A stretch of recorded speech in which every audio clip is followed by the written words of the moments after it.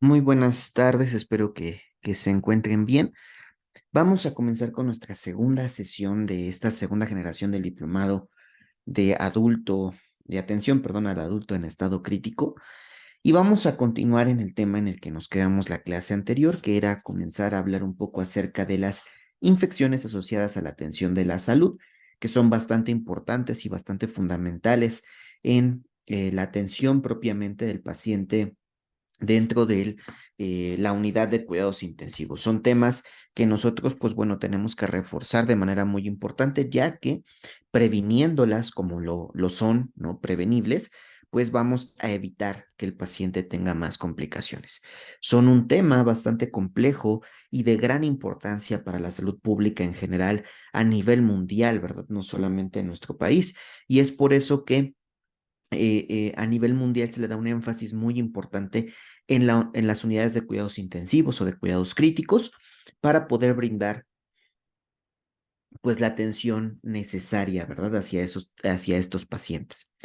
Los pacientes, como dice bien la diapositiva, suelen contagiarse principalmente por el contacto con superficies, con dispositivos tecnológicos de atención a la salud, ¿verdad? Y también por nosotros, porque pues en muchas ocasiones no tenemos las precauciones correspondientes. Entonces, pues en nuestro país, en México, existe el Manual para la implementación de los paquetes de acciones para prevenir y vigilar las infecciones asociadas a la atención de la salud, además de que están implícitas también, ¿verdad?, en nuestras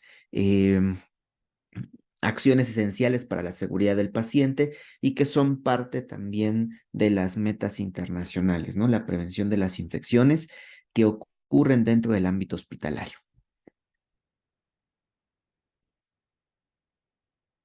Les vamos a compartir en la plataforma justo el manual para que ustedes lo puedan tener allí disponible, lo conozcan, lo puedan leer y puedan indagar, ¿verdad?, sobre cada uno de los paquetes de acciones. Son 4 paquetes de acciones para prevenir infecciones asociadas a la atención de la salud que prácticamente se guían en las infecciones del tracto urinario, las infecciones intravasculares, las infecciones asociadas a la ventilación mecánica y también las infecciones asociadas a la herida quirúrgica. ¿Listo? Entonces, son esos 4 paquetes que están bien desglosados, nos fundamentan el por qué, cuáles son los principales agentes patógenos, los principales tratamientos y nos dan una guía de alguna manera, perdón, para saber qué es lo que nosotros tenemos que hacer específicamente para prevenir este tipo de infecciones. Por lo pronto, debemos tener en cuenta que se deben seguir evidencias y técnicas para la prevención de las infecciones asociadas a la atención de la salud. Además, la resistencia a los antimicrobianos es motivo de preocupación mundial, lo sabemos, ¿verdad? A nivel nacional tenemos mucho cuidado en el ámbito hospitalario con la utilización de los antibióticos.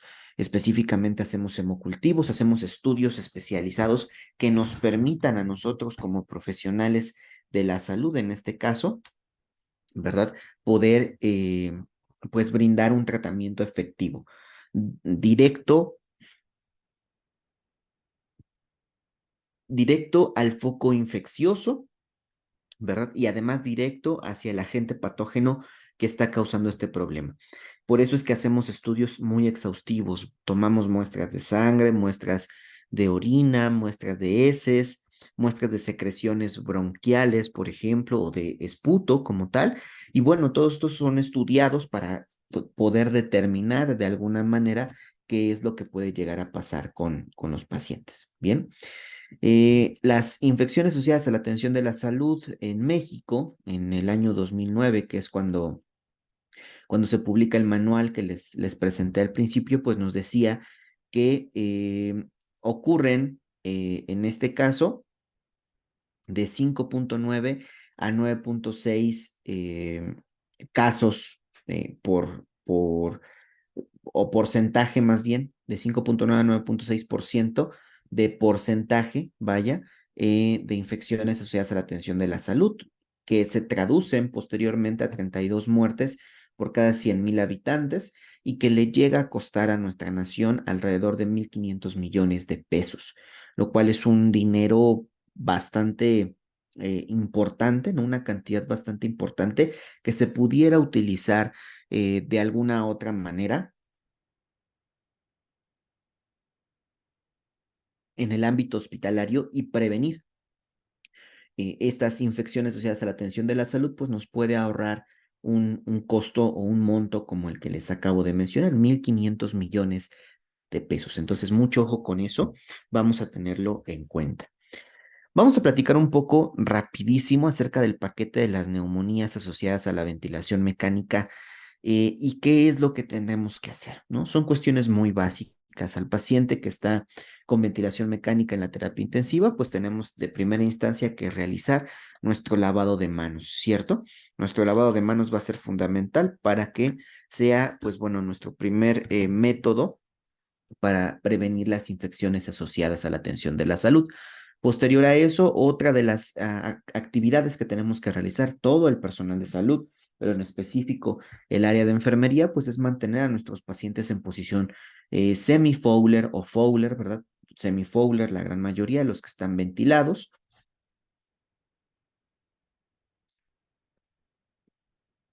y vamos a favorecer, además de que mejora la ventilación del paciente, pues favorecemos a que no haya pues riesgos de broncoaspiración, ¿no? En el paciente que está intubado. Entonces, mucho ojo con eso, la posición semifowler nos va a ayudar bastante.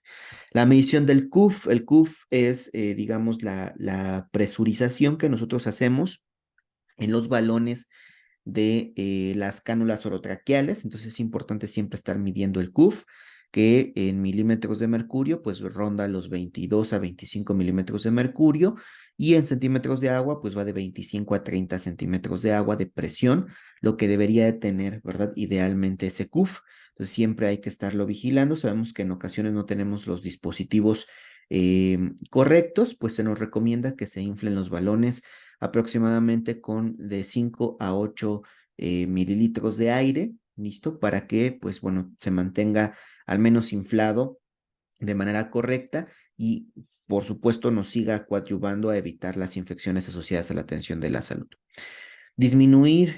Valorar para disminuir la sedación lo antes posible. Siempre estar eh,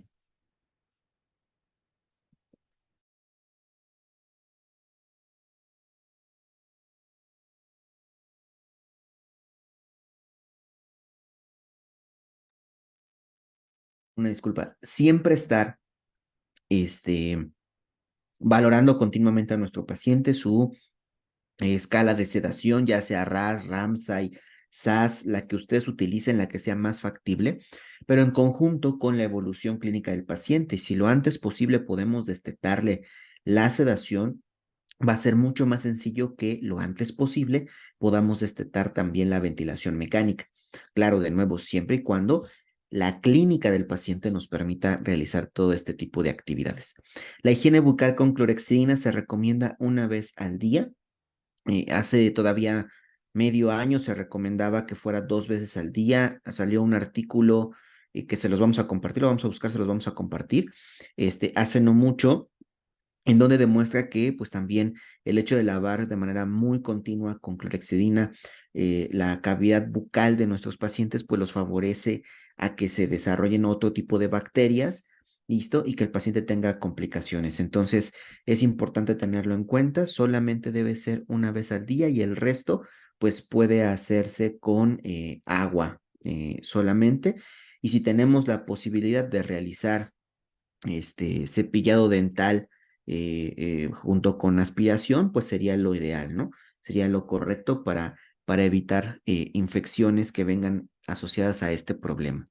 La aspiración de secreciones, tanto por, digamos, traqueobronquiales, por la cánula orotraqueal o la cánula de traqueostomía, listo, con sistema cerrado.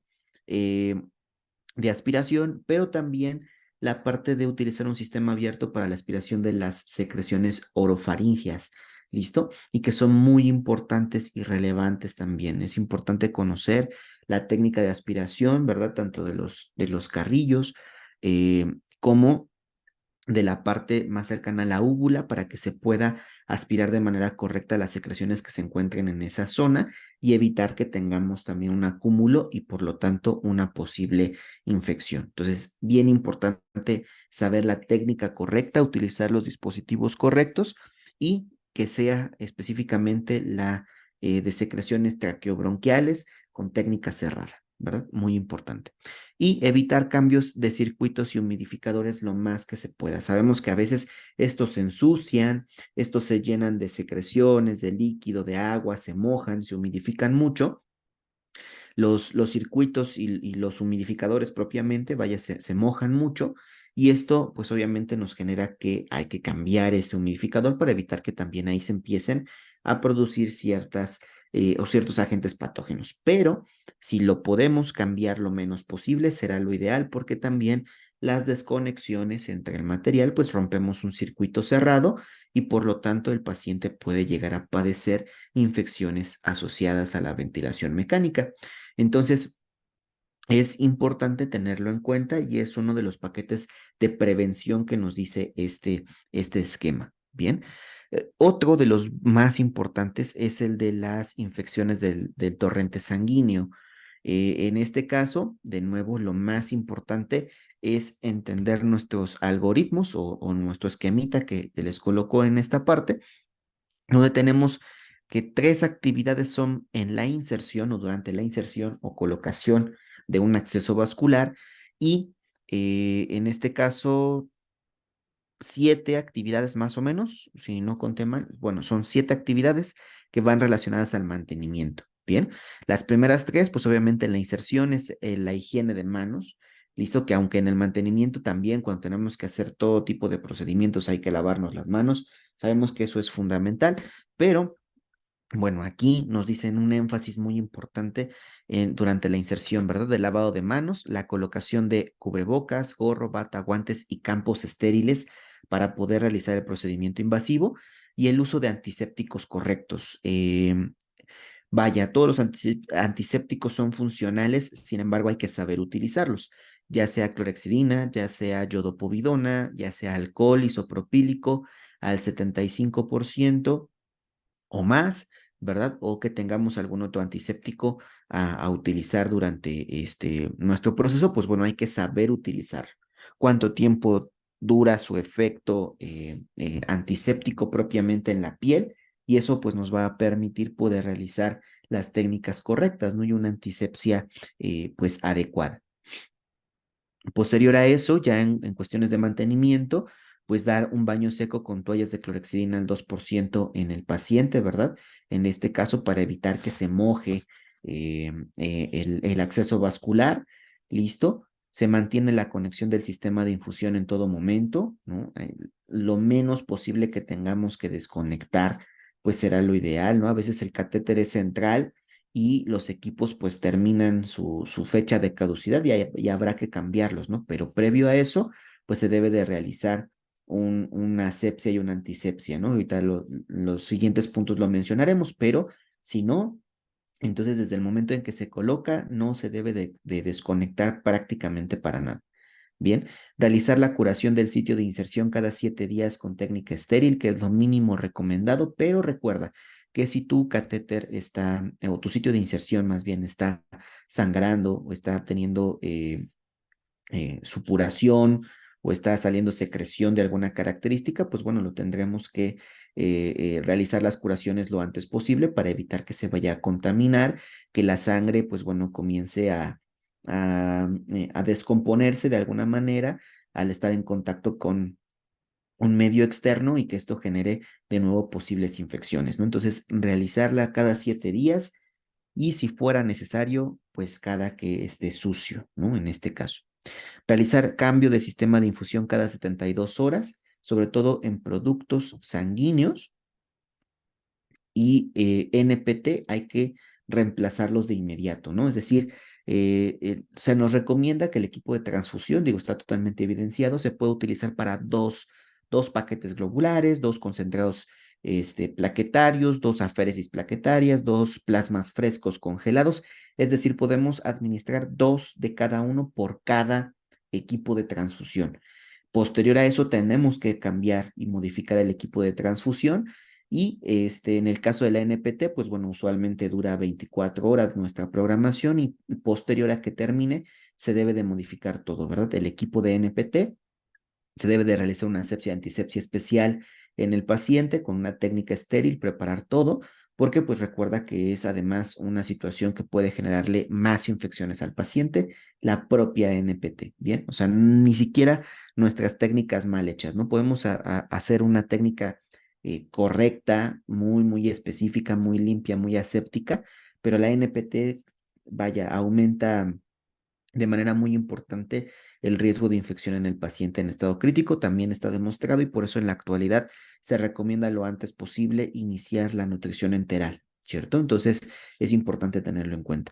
Bueno, se deben de modificar de inmediato. Soluciones que sean lipídicas también, ¿verdad? Tienen una vida específica dentro de los equipos de infusión y se debe de estar modificando, pues por ejemplo el Propofol cada 12 horas al menos, ¿verdad? Este equipo de infusión. Entonces, mucho ojo con eso, siempre tenerlo en cuenta. Las llaves de 3 vías, pues realizar con técnica séptica el cambio de los puertos de conexión, las llaves de 3 vías, los equipos de PVC, los pulpos o clave, que le llamamos sistemas clave, todo eso, tener mucho cuidado y mucha precaución al momento de cambiarlo, siempre de nuevo con la asepsia antisepsia, tanto de la llave de 3 vías como del sitio de inserción, listo, o de la conexión específica hacia el catéter para que nosotros podamos tener en cuenta que se quedó completamente limpio, ¿no? Se hizo la conexión o desconexión de manera correcta, oportuna, y se quedó limpio en el paciente. La desinfección de los puertos de conexión con alcohol al 70% previo a la manipulación, ¿listo? Y se recomienda también que sean 15 segundos, es decir, vamos a tomar una torunda y vamos a ir rotando continuamente en movimientos sutiles hasta contar 15 segundos para hacer, en este caso, la desinfección de los puertos de conexión, ya sea de las llaves de 3 vías, de los sistemas Clave, del equipo de PVC, cuando vayamos a conectar una jeringa, etcétera. Todo eso siempre debemos de realizar esa técnica de 15 segundos con alcohol isopropílico, ¿verdad? Y también la revisión cotidiana para verificar el estado del catéter, siempre que esté permeable, que esté funcional, tanto para la inyección como para la extracción, en el caso de los catéteres largos y los centrales, listo, y en el caso del periférico, sobre todo la inyección, ¿no? ¿No? Recuerda que en el caso del periférico no es recomendable estar vigilando el retorno en el catéter, sino hay que estar vigilando la periferia, ¿no? del sitio de inserción y vigilar que esté pasando adecuadamente la solución. Recuerda que el retorno en el catéter venoso periférico no necesariamente es un dato que sea fidedigno para decir que está dentro de un vaso sanguíneo. Y el hecho de que no tenga retorno no quiere decir que no esté en un vaso sanguíneo. O sea, probablemente sí, pero se está dirigiendo hacia la pared de la vena, ¿ok? Y eso pues obviamente porque ya lleva unos días con el catéter, porque pues se le han administrado diferentes fármacos y no se ha manejado de manera correcta la infusión intravenosa. Pero recuerda de nuevo que no es fundamental que haya retorno. Lo fundamental es que haya un buen flujo, ¿no? Por dentro de este catéter y que no tengamos resistencias al momento de administrar algún fármaco. Si estas resistencias llegaran a comenzar, tendríamos que verificar si el paciente presenta dolor y si el sitio de inserción tiene edema, enrojecimiento o eritema, ¿no? Y dolor en específico el paciente. Entonces, es muy importante que estemos al pendiente de todo esto. Este es un paquete básico para la prevención de infecciones del tracto o del torrente sanguíneo. Es importante de nuevo tenerlo en cuenta porque cuando veamos la parte de choque séptico, ustedes van a ir analizando esto que hablamos el día de hoy. Lo vamos a retomar ligeramente posterior en el choque séptico del por qué la importancia de la prevención de infecciones asociadas a la atención de la salud. Bien, tenemos el paquete de IBUS, que también lo divide en dos, ¿no? O sea, 3 que son fundamentales durante la inserción y 4 que son fundamentales durante el mantenimiento. Bien, sin embargo, recuerda que el lavado de manos y el uso de tu protección personal, pues siempre es fundamental para evitar infecciones asociadas a la atención de la salud. Por lo tanto, en la inserción, en el paquete de infecciones de las vías urinarias o del tracto urinario, ¿listo? Pues tenemos la higiene de manos con la técnica de la OMS principalmente. Tenemos el uso de nuestras barreras de protección, cubrebocas, gorro, bata, guantes y campos estériles, y realizar la fijación del catéter urinario de acuerdo a la edad y género del paciente, ¿no? O sea, primero la inserción y posterior la fijación de este catéter urinario de acuerdo a la edad y género del paciente. Recuerda que en el caso de las mujeres, pues se fija de manera interna, y en el caso de los hombres se fija de manera externa, ¿no? En los muslos, y pues obviamente cada que hagamos una curación o un cambio de fijación hay que tratar de rotar, ¿no? La pierna que se está utilizando para que pues bueno, sea funcional también para el paciente y evitar lesiones. Posterior a eso, durante el mantenimiento, dice, pues hay que mantener el sistema con válvula antirreflujo y sin desconexiones en todo momento, ¿no? Nuestra sonda vesical, básicamente, siempre mantenerla sin desconexiones. Posterior a eso, la bolsa recolectora o colectora de orina, en este caso, el famoso Cistoflo que nosotros le llamamos por el nombre de la marca comercial que ha sido pues predominante en nuestro país, pues bueno, esa bolsa colectora debe estar siempre por debajo del nivel de la vejiga, pero no debe de estar tocando el suelo. Es decir, si vemos que está tocando el suelo, se debe de limpiar lo antes posible la bolsa colectora, listo, y hacer una limpieza lo más que se pueda de toda la tubulatura que se conecta hacia la sonda vesical. Bien, claro, con técnicas correctas, ¿verdad? De asepsia y antisepsia. ¿Por qué? Porque este es un sistema cerrado a final de cuentas, y eso que tocó el piso puede generar que los microorganismos viajen por toda la tubulatura hacia la sonda vesical e incluso directamente hacia el tracto urinario del paciente. Por eso es que no deben de estar tocando el suelo, ¿verdad? O lo menos posible, ¿no? Que puedan llegar a tener este contacto. Recuerda que siempre deben de ir colgadas, ¿no? De la unidad del paciente, de la cama o la camilla, y debemos de estar cuantificándolas sin dejar que se llenen, ¿verdad? Debemos de tener hasta como máximo 3/4 partes de la bolsa colectora, y se debe de vaciar y cuantificar, aunque sabemos que en casos muy extremistas, pues a veces esto ocurre muy rápido, a veces tenemos otros casos donde el paciente prácticamente no está orinando, pero siempre está al pendiente. De hecho, lo ideal pues es que tengamos una cuantificación horaria, ¿cierto? De ese Cistoflow, para conocer cómo está el volumen urinario del paciente, que es una de las metas por las cuales se coloca o se instala, en este caso, una sonda vesical. La línea del drenaje que se encuentre libre de obstrucción, siempre tenemos que estar vigilando que no tenga pinzamientos, que no esté doblada, que no tenga litos o que no tenga algo que pueda obstruirla, siempre hay que estar vigilando. Y por último, el aseo de los genitales. Se debe de realizar con agua y con jabón, preferentemente jabón de clorexidina, pero se debe de realizar un aseo de genitales.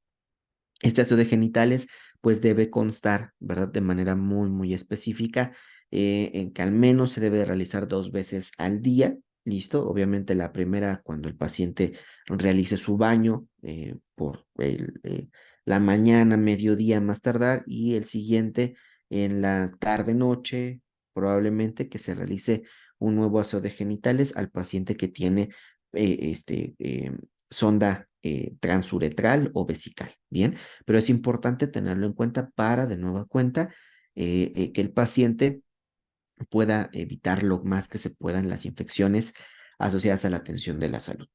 Y todo esto son complicaciones que el paciente puede tener en una unidad de cuidados intensivos, en un servicio de urgencias, en un servicio de hospitalización, pero que pueden agravarse en otros servicios y que el paciente tenga que regresar a la terapia intensiva, pero ahora con un proceso grave, séptico, ¿no? Probablemente, y que requiere de más atención. Entonces, mucho ojo con eso, vamos a tratar de prevenir.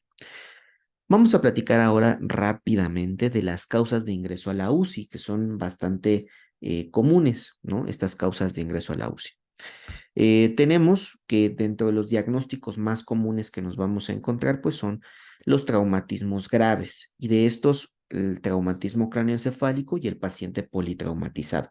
Son las dos causas más comunes de traumatismos que nos vamos a encontrar en terapia intensiva. Las enfermedades crónicas avanzadas como una crisis hipertensiva totalmente descontrolada o un coma hiperosmolar, ¿listo? Que también vaya por otra situación como la diabetes mellitus, pues también son situaciones que nos vamos a poder encontrar en terapia intensiva.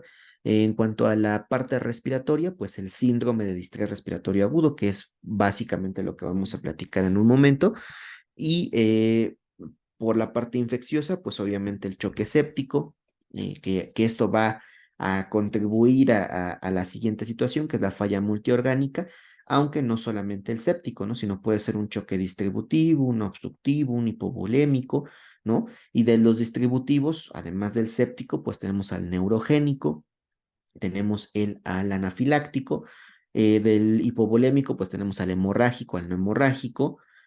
Aquí nos falta mencionar al cardiogénico, aunque usualmente es derivado por el siguiente punto, ¿verdad? Y además los choques obstructivos, que son causados por otras entidades que obstruyen, vaya, de alguna manera, como su nombre lo dice, el flujo sanguíneo a través del corazón y por lo tanto disminuyen el gasto cardíaco, generando una falla multiorgánica por hipoperfusión.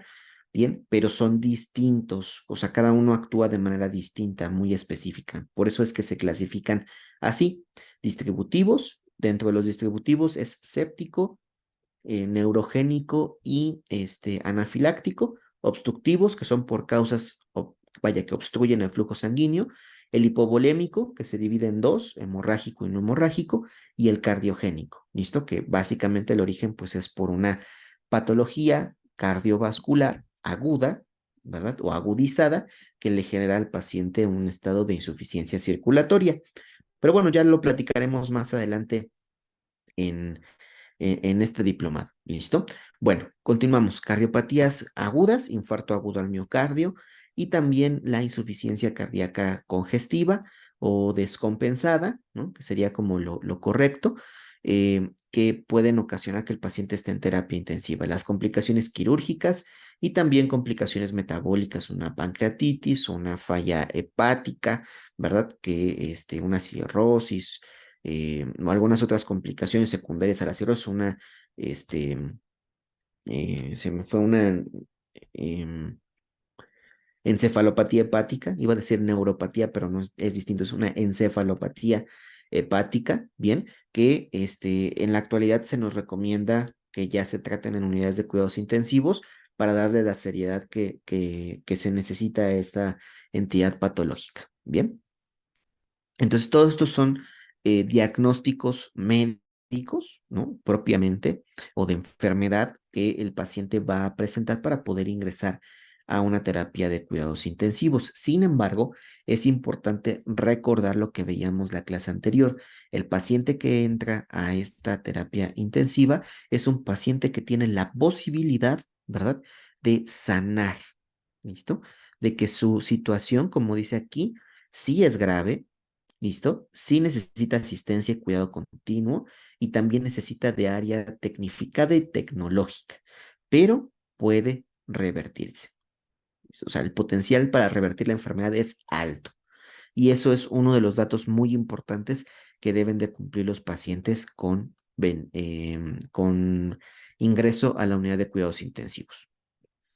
Bien, ahora, como les estaba comentando, pues bueno, vamos a platicar un poco de la primera entidad patológica que nos puede llevar a una terapia intensiva, una unidad de cuidados intensivos, y que lo vivimos mucho durante un periodo de 2 años y medio más o menos, ¿listo? En el cual pues estuvimos en constante contacto con una situación clínica muy parecida, ¿no? Que es el síndrome de distrés respiratorio agudo, una enfermedad que es prácticamente una insuficiencia respiratoria severa, ¿listo? Que nos está ocasionando más complicaciones de lo normal. Es decir, no solamente tenemos hipoxemia o hipoxia, sino esto ya está evolucionando a procesos inflamatorios sistémicos que nos pueden estar afectando de manera muy importante al resto de nuestro cuerpo, no solamente a nivel pulmonar. Y eso es lo que es un SDRA. La presentación, como ustedes ven aquí, dice ECMO en SDRA. ¿Por qué? Porque vamos a platicar también un poco acerca del ECMO el día de hoy. O bueno, si nos da tiempo, ¿verdad? Si ya no nos llega a dar el tiempo suficiente, pues bueno, lo retomamos de todas maneras al final del diplomado. Tenemos una sesión dedicada de manera muy específica hacia las tecnologías en la unidad de cuidados intensivos y hablaremos del ECMO, la terapia de reemplazo renal lento continua, estaremos hablando de las terapias de hipotermia, ¿listo? Y por ahí si llega a surgir otra, vamos a tratar de tocar otro tipo de asistencias ventriculares. Sin embargo, pues bueno, un poco menos que el ECMO, que ahorita tiene como un boom muy importante a nivel internacional. Bien, esto es lo que veremos en la sesión del día de hoy en general de la enfermedad, que es desde su definición, etiología, epidemiología, anatomía patológica, fisiopatología, clínica, diagnóstico, tratamiento, evolución y pronóstico y consideraciones en pediatría en los pacientes con SDRA, además, ¿verdad? De que en el ECMO veremos la definición, los objetivos, el ECMO veno-venoso, tanto en adultos como en pediátricos, las metas hemodinámicas y respiratorias y el mantenimiento y cuidados de enfermería al paciente sometido a esta terapia ECMO. Y comenzando y continuando de manera muy específica con lo que es el SDRA o síndrome de distrés respiratorio agudo, es una patología pulmonar aguda, grave y rápida con presencia de un factor inflamatorio secundario a un edema agudo de pulmón no cardiogénico. ¿Listo? Esa es una definición, creo yo, bastante clara, bastante importante. Ha habido durante los últimos años pues un cambio drástico en las definiciones específicas de este síndrome de distrés respiratorio agudo. Sin embargo, pues es importante tener en cuenta que siempre viene de la mano de un factor inflamatorio severo, ¿listo? Que genera un encharcamiento o un edema dentro de los alvéolos. Claro, no es de origen cardíaco. Recuerda que existen dos tipos de edema pulmonar, ¿no? El edema pulmonar cardiogénico y el edema pulmonar no cardiogénico, ¿listo? Cardiogénico, de nuevo, pues es que su origen es en el corazón o su origen se edematiza, vaya, la membrana alveolo-capilar porque hay problemas en el corazón, ¿ok? Entonces, en este caso, puede o no tener el paciente problemas en el corazón, pero lo usual o la mayoría de los casos, el paciente no tiene problemas del corazón, ¿vale? A eso se refiere. Bien, las causas las vamos a dividir en dos tipos. Y en esta diapositiva vamos a hablar de las causas directas, es decir, todo aquello que realmente hay dentro de los pulmones, dentro del tejido pulmonar también dentro de los alvéolos, ¿no? Por ejemplo, ¿listo? Pero que afectan, vaya, a la parte respiratoria, ¿listo? Entonces, aquí está como primera instancia la neumonía. La neumonía es igual a un edema agudo de pulmón no cardiogénico de origen infeccioso, eso es una neumonía, ¿listo? La broncoaspiración, en los pacientes, ¿verdad? Con cánula orotraqueal que sufren un proceso de broncoaspiración, la tromboembolia pulmonar, por ejemplo, pudiera llegar a causar este proceso. Abscesos pulmonares, sepsis, choque séptico pulmonar, contusión pulmonar y también el SDRA inducido por la ventilación mecánica. Entonces, esto es muy importante. Si tú no sabes manejar adecuadamente ventilación mecánica, no le muevas absolutamente nada al ventilador. Mejor consigue a alguien, busca a alguien que sepa para poder revertir la situación clínica del paciente y no seas tú quien le cause un síndrome de distrés respiratorio agudo a un paciente que no lo tenía porque movimos algo de más en el ventilador mecánico. ¿Listo? Entonces, mucho ojo con eso porque puede llegar a generar procesos proinflamatorios en el paciente a nivel pulmonar y condicionar a una falla respiratoria severa. Ojo allí, ¿bien? En cuanto a la etiología o las enfermedades que son indirectas, en este caso, pues tenemos a la sepsis de primera instancia, ¿no? Todo aquello que tiene que ver con un proceso infeccioso, pero que genera inflamación sistémica, pues puede afectar a nivel pulmonar y generar edema de pulmón, ¿listo? Y por lo tanto un SDRA. El paciente politraumatizado, sobre todo aquel paciente que tiene trauma en tórax, ¿no? O sea, que dentro del politrauma viene un trauma de tórax pues puede llegar a generar un SDRA por el proceso inflamatorio local, ¿no? En ese momento que se va a presentar. El paciente gran quemado, sobre todo, por un proceso proinflamatorio severo, ¿listo? El paciente con apendicitis o con pancreatitis, que también se genera por este proceso inflamatorio, ¿bien? El uso de drogas, en este caso, pues obviamente las drogas ilícitas, ¿listo? Y aquellas que van, sobre todo, inhaladas, esto pudiera llegar a tener repercusiones. Transfusión de hemoderivados, un paciente que estemos transfundiendo, si no tuviera una reacción positiva, sino al contrario, ¿verdad? Tuviera una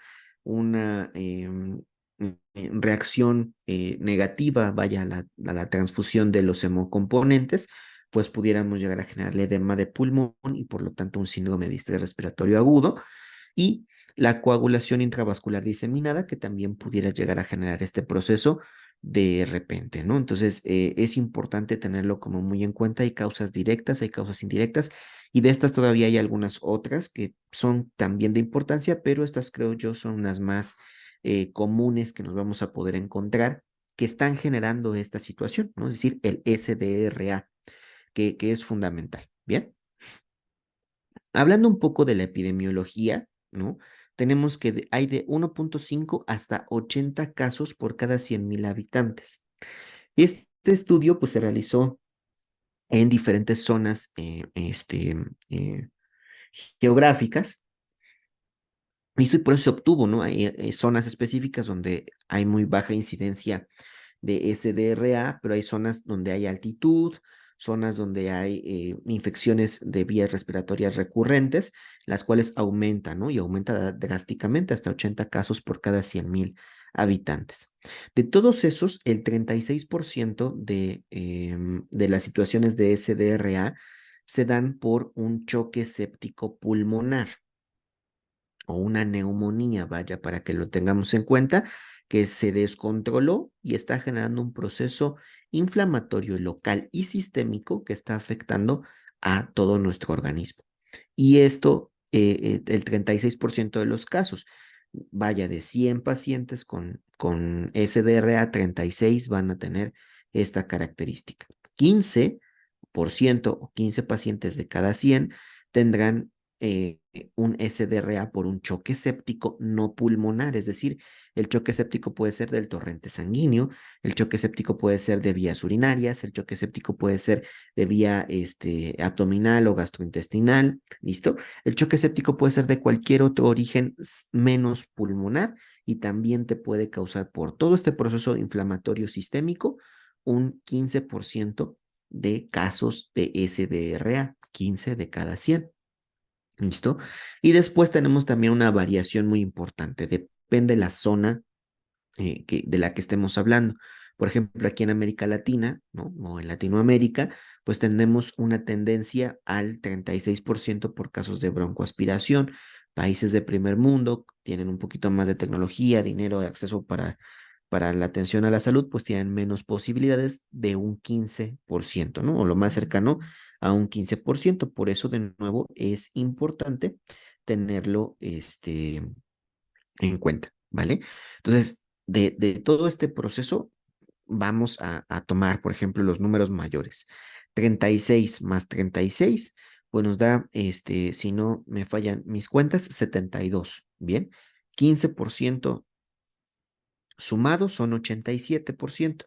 El 13% restante de los casos de SDRA corresponden a todas las otras causas, es decir, el paciente quemado con politrauma, con trauma de tórax, con apendicitis, pancreatitis, con coagulación, con transfusión de hemoderivados, con abscesos pulmonares, tromboembolia pulmonar, ¿verdad? Contusión, y también por la inducción por la ventilación mecánica, es decir, son los que menos porcentaje presentan, pero es importante que les demos un énfasis importante, porque imagínense, ¿no? Solamente cuidamos los que más se producen, entonces disminuimos ese porcentaje, pero van a aumentar los otros, ¿no? Obviamente, entonces lo que queremos es que tengamos una vista integral de lo que es el SDRA.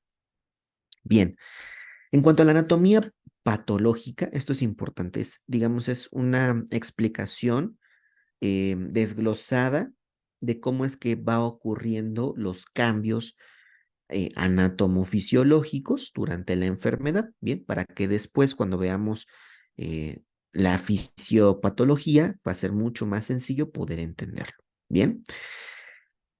Primero, como dice este esquemita, depende de la etiología.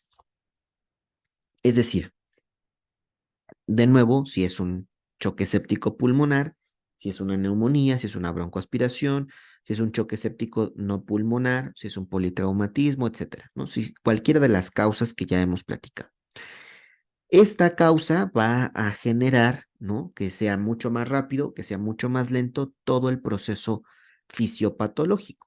Bien. Y esta etiología, la que sea, va a causar una lesión en la membrana alveolo-capilar. ¿Ok? ¿De qué depende? Sí, si es directo, ¿no? La lesión o si es indirecta. Que si es indirecta solamente va a haber inflamación como tal, ¿no? O sea, va a haber una inflamación severa que modifique por ahí algunas presiones y haga que se encharque el alveolo. Pero si la lesión es directamente en la membrana alveolo capilar, ¿verdad? Entonces ahí sí vamos a tener más problemas porque va a haber parte o zonas que tengan necrosis incluso, ¿bien? Ya en cuestiones un poco más avanzadas. Pero bueno, nos detenemos aquí porque esta lesión de la membrana alveolo-capilar se va a ver reflejada primero como algo que conocemos como síndrome de membrana hialina, que es el dato que está en medio, ¿no? En este esquemita. ¿Listo? Y este síndrome de membrana hialina va a ocasionar, ¿verdad? El edema alveolar. Ese edema alveolar se refleja a que hubo un cambio, vaya, lo voy a volver a repetir, en las presiones hidrostática y oncótica, ¿listo? Que hay entre el alveolo y como tal el capilar. Ujú. Generando así que,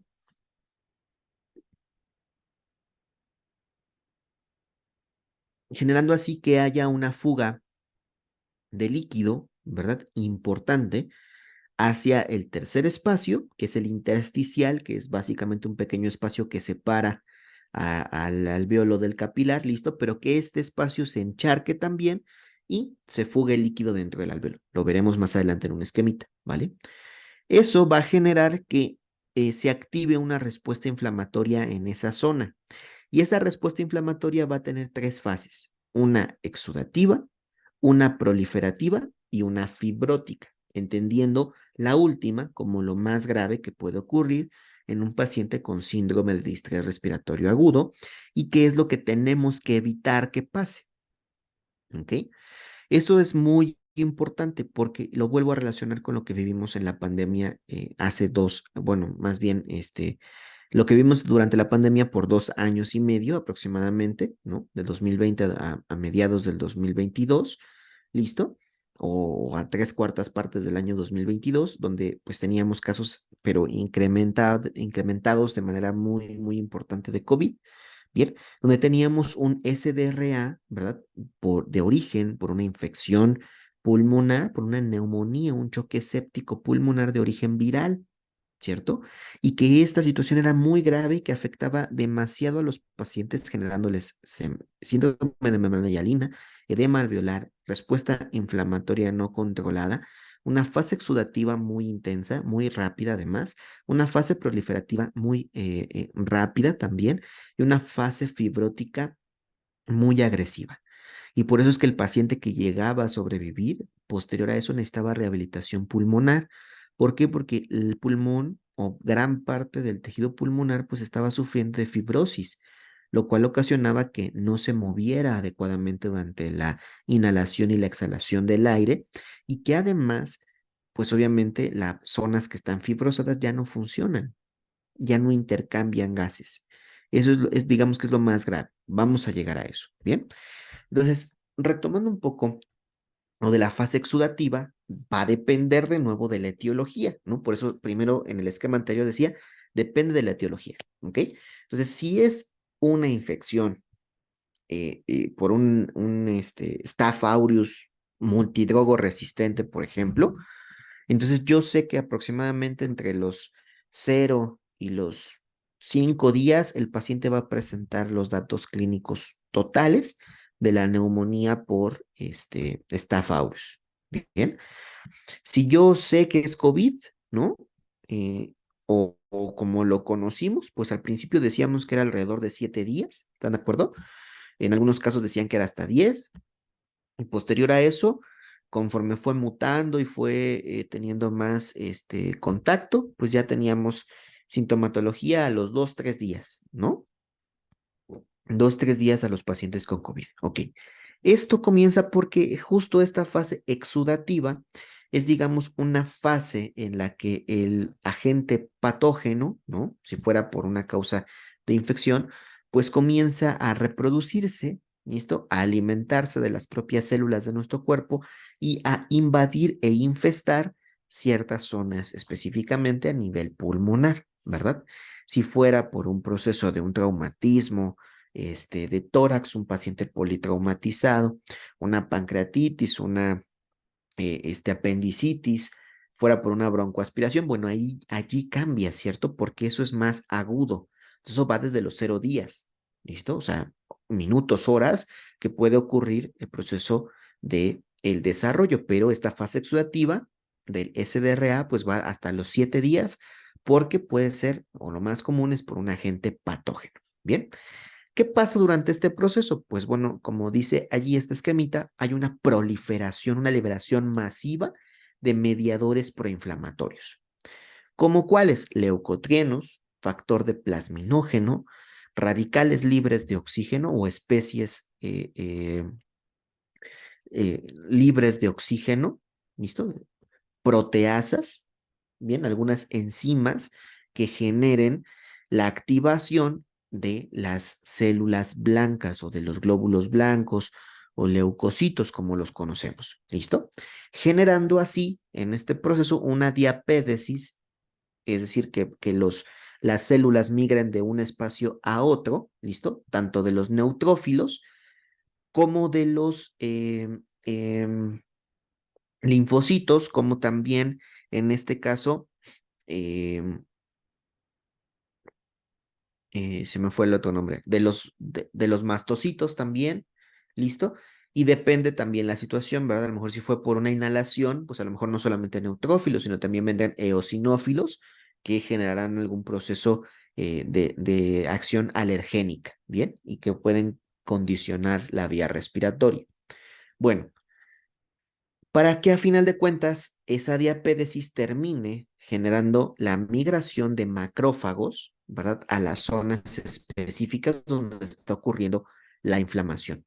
Bien, ese es, digamos, el fin principal de esta primera fase, que se active por todas las vías los macrófagos que sean necesarios para que ellos lleguen, fagociten lo que está mal, ¿listo? En esa zona y puedan controlar, entre comillas, ¿verdad? La inflamación. Aquí lo que vamos a entender es que esto no va a funcionar. Es decir, hay tantas proteasas, tantos leucotrienos, tantos radicales libres de oxígeno, tanta diapédesis de otras células de los glóbulos blancos e incluso, como dice ahí, la activación de la cascada de la coagulación por el proceso inflamatorio severo que está ocurriendo, que se activan posterior a eso otras sustancias, como el factor de necrosis tumoral alfa y las interleucinas, específicamente la 8. Y el factor de necrosis tumoral alfa, como su nombre lo dice, pues va a llegar para tratar de generar necrosis, muerte celular, de aquellas células que detecte, entre comillas, que ya no son funcionales. ¿Ok? Y la interleucina 8 va a mandar señalizaciones a otras interleucinas, a otras citocinas proinflamatorias para que continúe el proceso de la respuesta inflamatoria. Pero al mismo tiempo, cuando pasa esto, se sigue activando la cascada de la coagulación y se genera una microtrombosis. ¿Listo? Entonces va a empezar a haber trombosis a nivel de los alveolos en este caso. ¿Listo? Bueno, de los capilares, de la membrana alveolo capilar, generando que haya una alteración ventilación-perfusión. ¿Por qué? Porque el alveolo se va a empezar a encharcar, se va a empezar a llenar de líquido, de sustancias proinflamatorias, pero además va a empezar a disminuir el flujo sanguíneo hacia esa zona. Por lo tanto, va a haber una alteración en el intercambio de gases y en la difusión de los mismos. Por eso, ventilación-perfusión, ¿ok? Y esto, pues obviamente va a traer la sintomatología primaria de una insuficiencia respiratoria, una disnea, una taquipnea o una hiperpnea, ¿verdad? Probablemente al principio con una disminución del CO2 a nivel sanguíneo, y un aumento del nivel de oxigenación, y posterior a esto, ¿no? Conforme vaya pasando los días, va a igualarse y a convertirse al revés, ¿no? Una retención de CO2 importante y una cantidad de oxígeno disminuida a nivel sistémico, produciendo entonces todos los problemas que conocemos de una insuficiencia respiratoria. Bien, pero esto no se detiene aquí porque el agente infeccioso, el agente patógeno, si fuera el caso, sigue actuando, sigue reproduciéndose y sigue generando situaciones inflamatorias graves. Si fuera el traumatismo, sigue activándose la respuesta proinflamatoria. Si fuera por algún choque séptico de otro origen que no sea pulmonar, sigue habiendo respuesta inflamatoria. Bien, o sea, esto no se detiene, es una respuesta patológica. Bien, y por lo tanto la fase proliferativa, que es la siguiente, ocurre también de los 0 a los 15 días. De nuevo, depende de la etiología. ¿Listo? Si es una infección, pues después de que pase la fase exudativa, que el virus, bacteria u hongo ya haya realizado su primer trabajo, que es reproducirse, comenzará a infestar e invadir, ¿listo? Y eso es a lo que llamamos la fase proliferativa en el SDRA. En el caso específico de nuevo de las lesiones, de las infecciones o las enfermedades que son fuera de los pulmones, pues usualmente el problema es más súbito, ¿bien? Pero la fase proliferativa pues considera los 0 a los 15 días, depende también la situación. ¿Qué va a pasar aquí? Que se van a empezar a activar unas células, ¿verdad? Que vienen casi siempre con malas acciones, la verdad. O sea, yo a ellos los tomo, a este tipo de células las tomo como oportunistas, células oportunistas. ¿Por qué? Porque los fibroblastos, como su nombre lo dice, fibrosan, ¿verdad? Pero estos fibroblastos se ven activados cuando hay una respuesta inflamatoria severa, cuando se liberan algunas sustancias. ¿Listo? Pero además vienen acompañados de metaloproteasas, ¿no? O enzimas que degradan la pared de o la unión de las paredes celulares fisiológicas que nosotros tenemos, y lo que van a hacer o lo que van a generar de manera muy específica en este caso es meter, bueno, la metaloproteasa, romper la pared, permitir que el fibroblasto se meta entre el tejido, y entonces el fibroblasto se va a empezar a meter entre una célula neumocito tipo 1 y otra neumocito tipo 1, ¿no? O sea, las va a separar y en medio se va a meter el fibroblasto, generando que al momento que hace esto se active, ¿verdad? La colágena, y tengamos una respuesta de la colágena literalmente de adherirse a la zona en donde se colocó el fibroblasto, haciéndonos mucho más difícil en una situación donde le estemos brindando tratamiento antiinflamatorio al paciente, haciéndonos mucho más difícil que tengamos una respuesta de estas características, ¿no? O sea, una respuesta antiinflamatoria. Y por lo tanto, si el fibroblasto no es retirado a tiempo de esa zona, va a fibrosarse. De ahí el último término, ¿no? Pero ya lo veremos en la siguiente fase. Estos fibroblastos pues van a generar más inflamación, van a generar necrosis del parénquima pulmonar porque van a empezar a separar estas paredes de células fisiológicas, ¿listo? En este caso los neumocitos tipo 1 en los alvéolos, y van a empezar a generar este tipo de problemas. Pero además, como ya pasó un tiempo establecido, eh, porque va hasta los 15 días en general, ¿no? De todo lo que puede pasar. Los 7 días usualmente cuando son casos más agudos, ¿listo? O sea, hay 7 días en donde el paciente puede llegar a tener poco a poco repercusiones respiratorias, ¿listo? Pues se van empezando a crear más coágulos. Estos coágulos empiezan a alojar dentro de las paredes de las arterias y generan algo que se llama endarteritis, ¿listo? Y esa endarteritis pues va a aparecer generando microoclusiones, aumentando, ¿verdad? Todas estas zonas alveolares silentes o unidades alveolares silentes, es decir, alvéolos con su capilar que no van a hacer intercambio de gases, pero al mismo tiempo ya están encharcados. Entonces, ni siquiera entra el aire o los gases de manera específica en el alveolo, pero tampoco hay una adecuada circulación. Bien, por lo tanto, aumenta y se agrava la crisis de la ventilación-perfusión. Bien, lo que estamos aquí. Y esto obviamente sí le va a traer muchos problemas al paciente, donde el paciente ya no va a poder respirar por sí solo, va a requerir una ventilación mecánica invasiva, muy probablemente, una cánula orotraqueal, ¿listo? Y vamos a tener que estar aspirando secreciones, vamos a tener que estar cuidando al paciente, administrando fármacos antiinflamatorios, vasopresores, líquidos, etcétera, para tratar de mantener al paciente a flote, ¿no? Y posterior a eso, pues claro, salvo ya los hemocultivos, urocultivos, lo que hayamos hecho para tratar de, si es que hay un proceso infeccioso, tratar de atacar al agente patógeno de base. Bien, la fase fibrótica, que es la última, va de los 7 a los 21 días. ¿Listo? Entonces, esta ya da un espacio, ¿no? O sea, la fase exudativa y la fase proliferativa van desde los 0 días, ¿no? Depende la causa.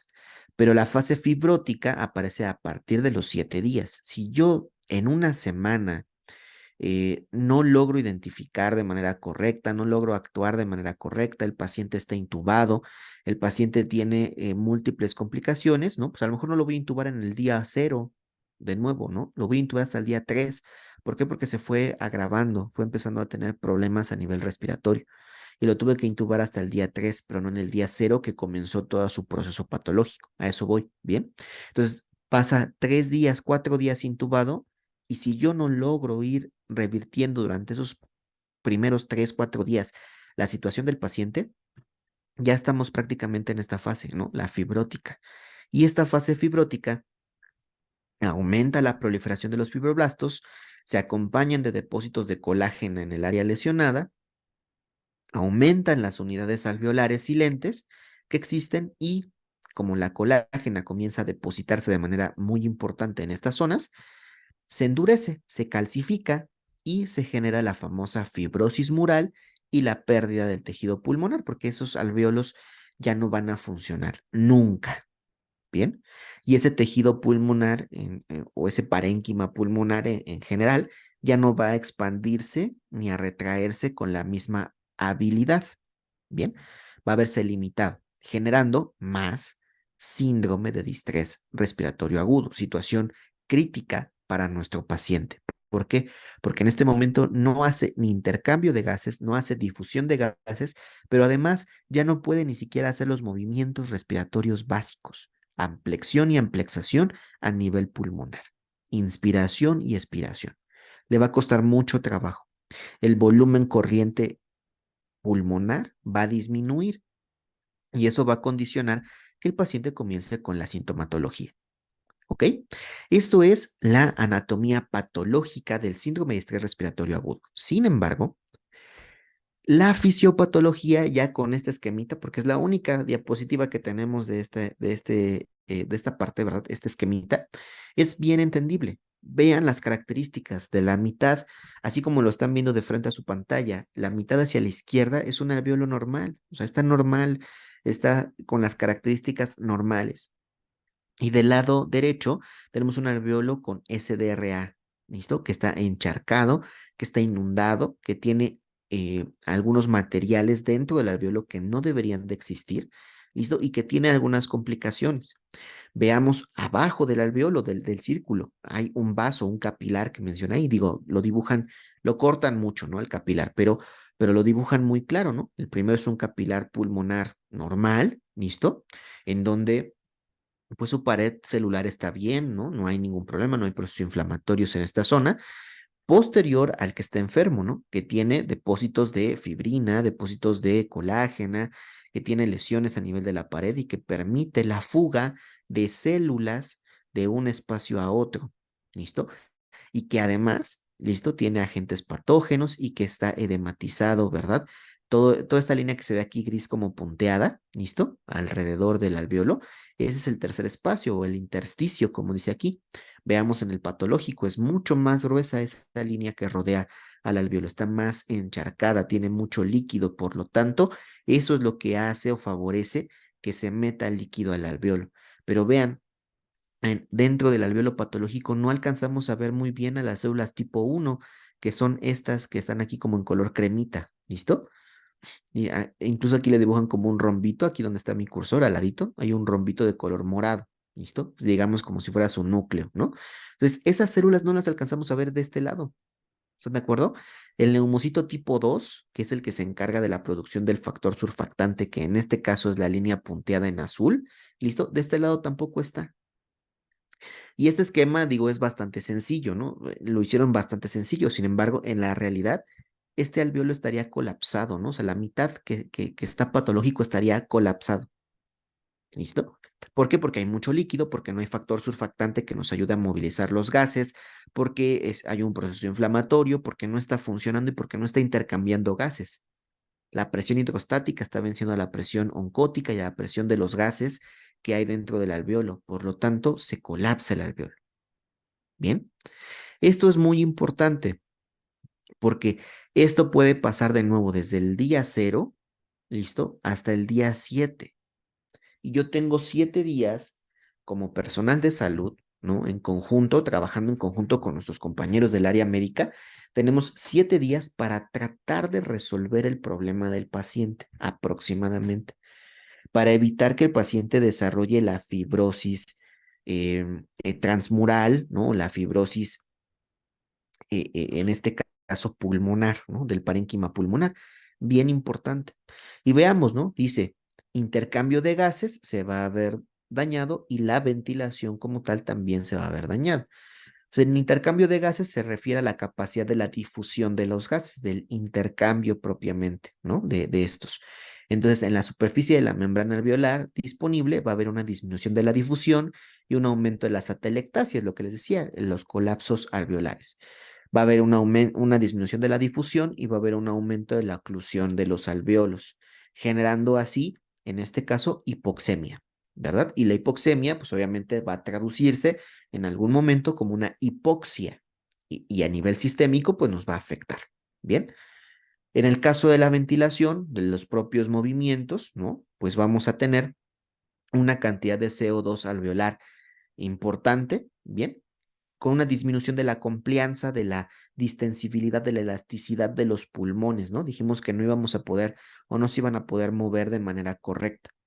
Y además íbamos a tener una disminución de superficies ventiladas. Volvemos a lo mismo.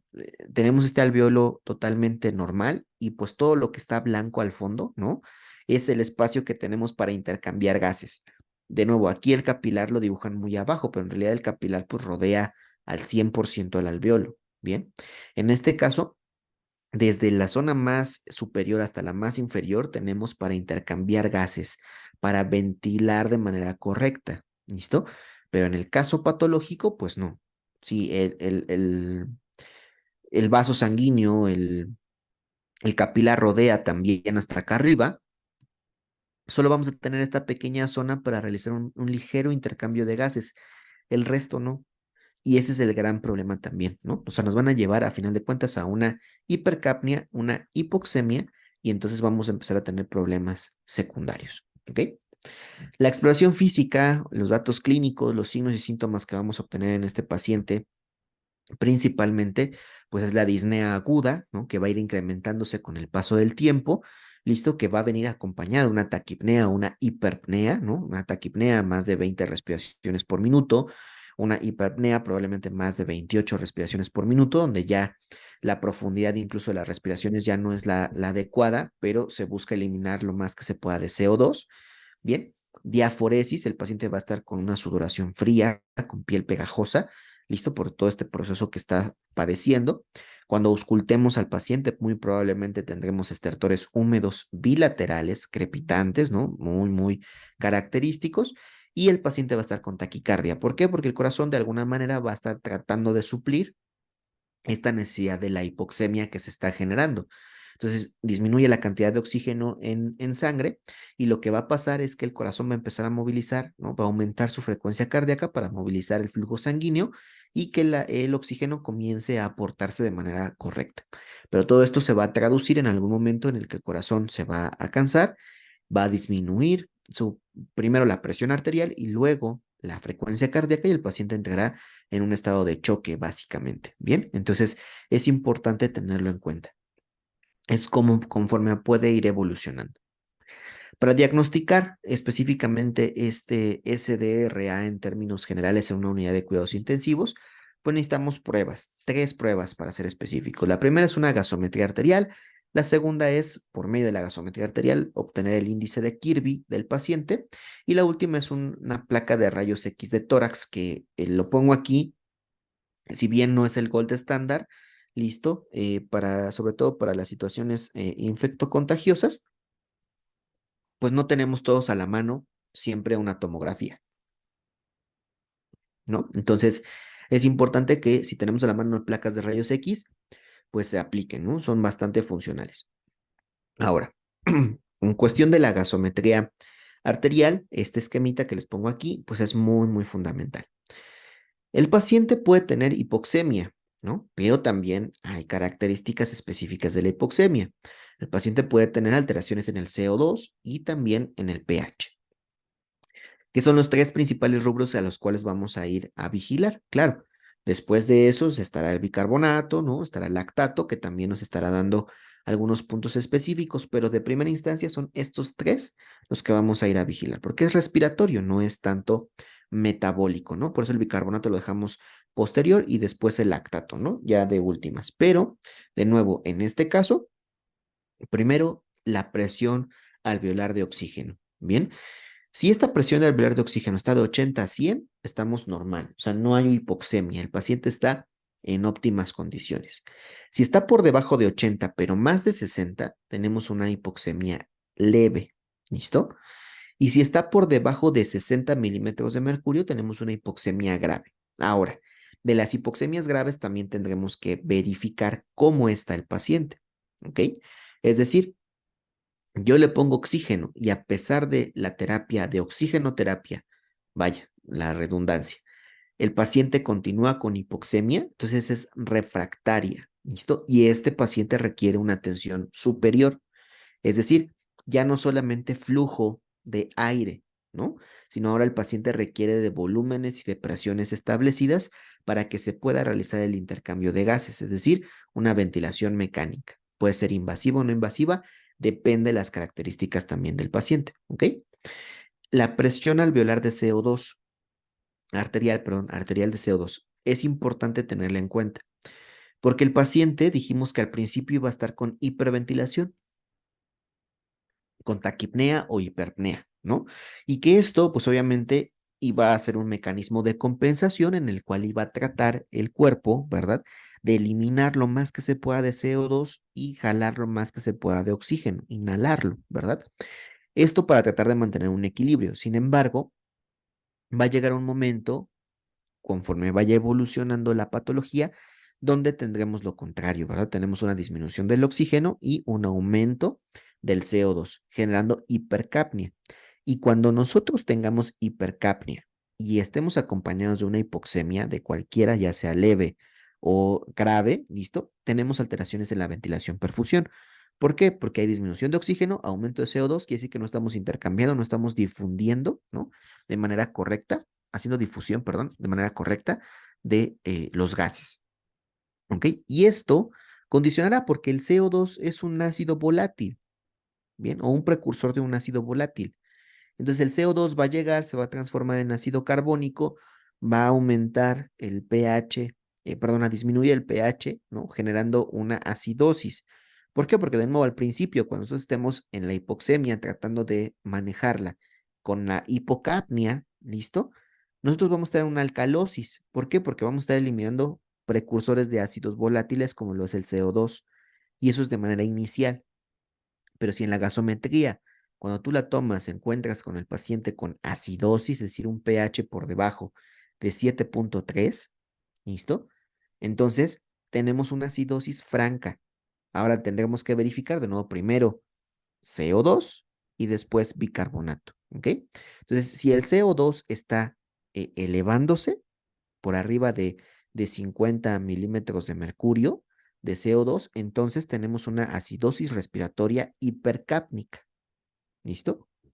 Pero si tuviéramos un CO2 estable, es decir, entre 35 y 45 milímetros de mercurio, pero el bicarbonato no está compensando, es decir, comienza a disminuir la cantidad de bicarbonato producido, entonces tenemos una acidosis metabólica.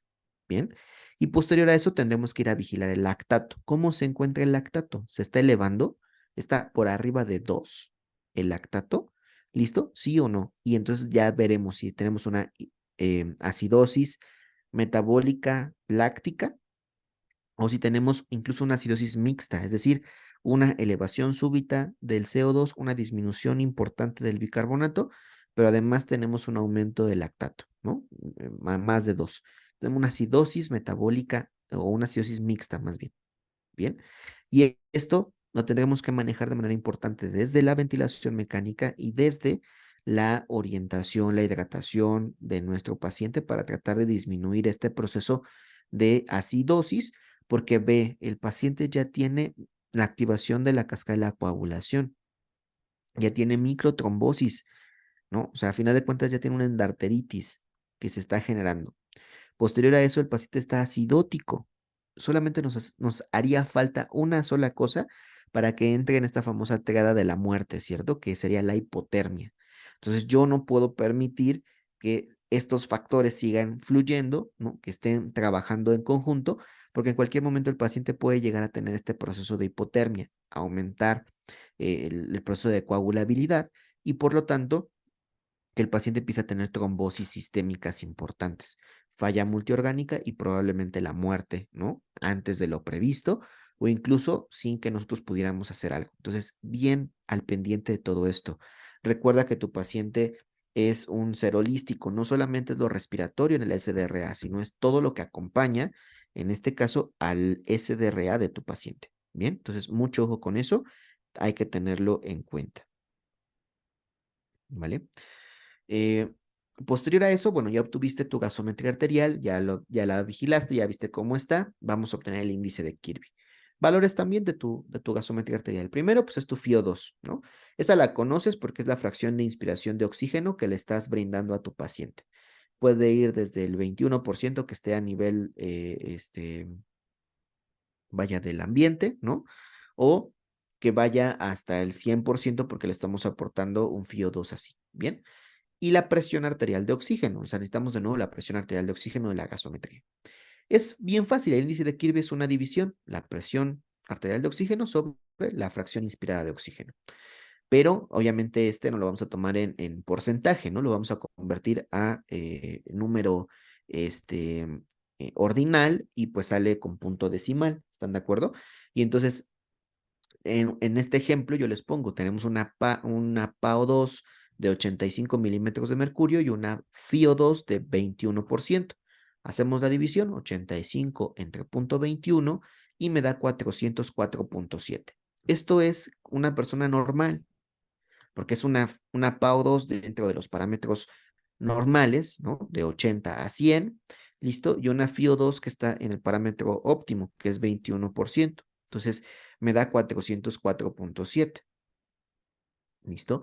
Y eso me habla de que el paciente está bien, sin problema. Y vean aquí, lo normal es de 300 a 500 de PAFI o índice de Kirby. ¿Listo? La hipoxemia comienza a partir de 300 hacia abajo, hacia 201. ¿Listo? Tenemos hipoxemia. ¿Ok?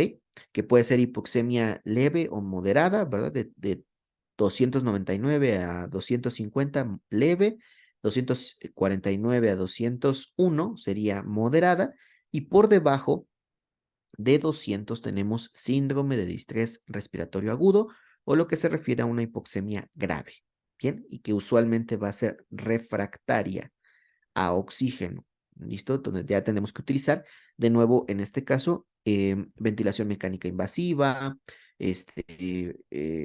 con presiones elevadas, ya lo veremos más adelante. Bien, la placa de rayos X como una alternativa, dijimos, si no tenemos una tomografía para poder realizar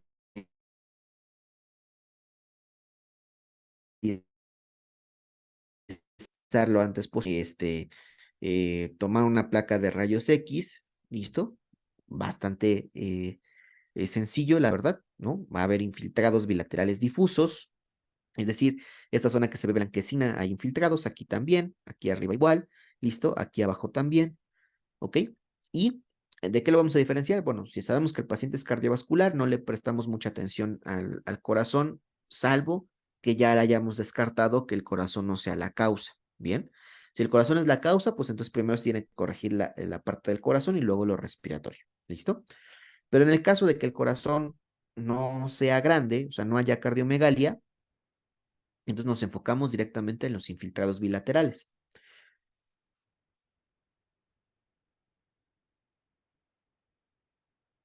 También podemos ver una placa de rayos X muy parecida a esta, ¿listo? Que es un colapso y puede ser lobar o completamente pulmonar, ¿listo? Entonces podemos tener un colapso de uno de los dos pulmones generando pues, un tipo de neumotórax que puede condicionar al paciente también a padecer este. Esto es el corazón, ¿no? Esto que se ve aquí más blanquecino es el corazón. Aquí completamente son secreciones, es líquido que se encuentra dentro de esta zona que no debería de tener líquido, ¿no? O sea, en realidad se deben de ver grisáceos, ¿no? En una placa de rayos X y si se ven muy, muy blancos es porque hay una concentración de líquido muy establecida en estas zonas. Entonces, es importante que lo tengamos en cuenta y que veamos, ¿no? Que puede ser una u otra la forma en la que nos podemos encontrar a esta placa de rayos X. En 2020 salen los criterios de Berlín, ¿no? Estos criterios de Berlín que siempre han sido muy, muy buenos, ¿no? Para poder identificar esta parte del SDRA. Según estos criterios de Berlín que fueron modificados, los previos no me recuerdo si fueron en el 2015 o en el 2014, listo, pero fueron modificados en el 2020 porque también la tecnología ha aumentado, ¿no? Entonces se empezaron a hacer algunos estudios y demás y bueno, se detectó que eran funcionales. ¿Qué nos pide? 4 puntos importantes los criterios de Berlín. Tiempo, imagen de tórax, ¿listo? Origen del edema y oxigenación. Entonces, de lo que hemos hablado, ya tenemos que saber, ¿no? Tiempo, ¿a qué se relaciona? A la anatomía patológica que hemos visto el día de hoy. Bien, dice, con una semana, ¿verdad? De conocimiento de signos o síntomas clínicos de origen respiratorio. ¿Listo? O sea, una semana de que haya pasado, o 7 días, alrededor de 7 días, de que haya pasado los primeros signos y síntomas de origen respiratorio. ¿Listo? Eh, ¿Qué fases son? La fase exudativa y la fase proliferativa. ¿Están de acuerdo? Entonces, involucran esa parte de días. Entonces, importante. Imagen de tórax. Opacidades bilaterales, como lo que les puse aquí, ¿no? De estas situaciones difusas, pero bilaterales, que no sean completamente explicadas, ¿no? O sea, que no haya una explicación del por qué están, que tengamos colapso lobar o de pulmón, derecho o izquierdo, dependerá ya la situación del paciente, o incluso la aparición de nódulos en las imágenes de tórax. Entonces, de nuevo, aquí no nos dice específicamente una TAC o una placa de rayos X, aunque quiere de nuevo que el gold estándar sería la TAC, la tomografía. ¿Listo? Sin embargo, pues bueno, si lo podemos observar desde una placa de rayos X, nos evitamos a lo mejor igual un costo mayor para el paciente. Origen del edema. Esto es importante y es un punto a recalcar, ¿no? Que se ha tomado mucho en cuenta indicar la falla respiratoria, ¿verdad? Entonces hay que tomarle un ecocardiograma al paciente, ¿no? Hacer un ecocardiograma y verificar que no haya falla cardíaca, ¿verdad? Y que no haya sobrecarga de volumen. Porque si hay una sobrecarga de volumen o una falla cardíaca, en este caso, pues entonces esto es lo que está generando el edema pulmonar y por lo tanto la falla respiratoria. Pero si nosotros descartamos la falla cardíaca o la sobrecarga de volumen, en este caso, entonces podemos decir que la falla respiratoria es el origen del edema, ¿no? En esta zona. Pero también hay que descartar, ¿verdad? Un edema hidrostático, es decir, un edema de origen renal. Hay que verificar que la función renal del paciente esté adecuada, que cumpla con los criterios de funcionalidad, que no tenga enfermedad renal crónica, ¿no? Porque también probablemente sea la causa del edema. ¿Listo? Y posterior a eso, pues brindarle la mejor de las atenciones a esta persona. Pero de nuevo, si descartamos todo esto, pues el origen es respiratorio. ¿Ok? Entonces recuerden siempre vigilar la función cardíaca, la sobrecarga de volumen y la función renal. ¿Listo? Para que podamos descartar de cualquiera de estas y que el origen sea de manera respiratoria. Y por último, la oxigenación. La oxigenación, y nos dice aquí, miren, miren, bueno, aquí abajito está, y no le pusimos mucha atención al anterior, se me pasó, pero aquí dice A, ¿no? Chest radiograph or computed tomography scan, una tomografía computarizada, ¿listo? Son las dos. La oxigenación, ¿verdad? Nos pide que tengamos en cuenta la altitud, ¿listo?